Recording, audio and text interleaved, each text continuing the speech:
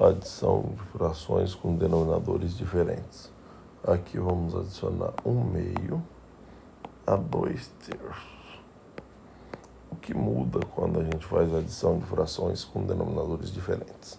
Se você estivesse adicionando frações com denominadores iguais, exemplo, 1/2 mais 3/2, você poderia pensar o seguinte: você está adicionando pedaços de algo que foi dividido na mesma quantidade de pedaços.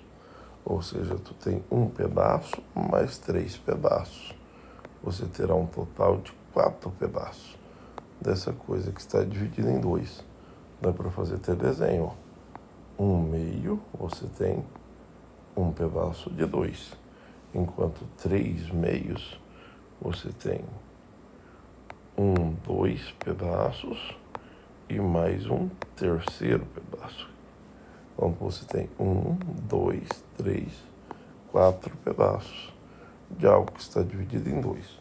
Isso funciona muito bem quando você está trabalhando com denominadores iguais. Se você está somando frações de denominadores diferentes, o significado vamos pensar aqui num exemplo prático. Se você estivesse somando pedaços de pizzas, você tem 2 pizzas, uma foi dividida em 2 pedaços e a outra foi dividida em 3 pedaços. Nesse caso, os pedaços têm tamanhos diferentes. E o que você pode fazer? Você pode trocar cada fração que compõe a sua soma, cada parcela, por uma fração equivalente, de modo que elas fiquem com o mesmo denominador. Aqui daria para a gente perceber o seguinte, que, por exemplo, a fração meio, ela é equivalente à fração 3/6, enquanto que a fração 2/3 é equivalente à fração 4/6. Certo? Vamos imaginar essa situação. 3/6 e 4/6. Qual que é a graça? O meio, aqui ó, meio, desenho. Por que isso é equivalente a 3/6? Porque eu poderia dividir ela em 6 pedaços, de modo que 3 estivesse pintado. Então meio e 3/6 é a mesma coisa. E essa outra aqui, que é 2/3, você tem algo dividido em 3 pedaços, do qual tu tinha 2. Tu pode transformar isso em algo dividido em 6, dividindo cada pedacinho em 2 pedaços menores. Você vai ter 4/6. A graça é que aqui você consegue fazer aquilo que a gente fez inicialmente. Você tem o todo dividido em 6 e você vai juntar 3 pedaços com 4 pedaços, ou seja, 7 pedaços. Isso, no final das contas, é o que a gente quer fazer na soma de fração. De fato, é o que a gente faz. Agora, algebricamente, como que a gente chama isso? Algebricamente, a escolha dessas frações equivalentes aqui é feita pelo meio do cálculo do MMC dos dois denominadores.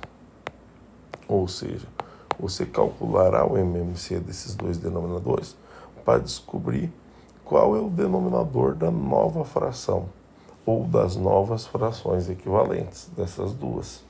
Sabendo esse MMC, tu sabe que aqui onde era 2 terá que se transformar em 6, e para transformar o 2 em 6 você precisa multiplicá-lo por 3, ou seja, vai multiplicar 1 por 3 também. Já o 3, para transformá-lo em 6, tu multiplica por 2. E aí tu vai ter que multiplicar o 2 por 2, vai virar 4. E aí tu vai somar 3 com 4, que é 7. Claro que isso pode ser dito de muitas outras formas, certo? A forma que eu aprendi quando era criança era mais ou menos assim, ó.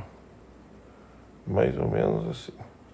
Você mantinha as frações ali e aqui no meio do caminho você calculava o MMC dos denominadores, certo?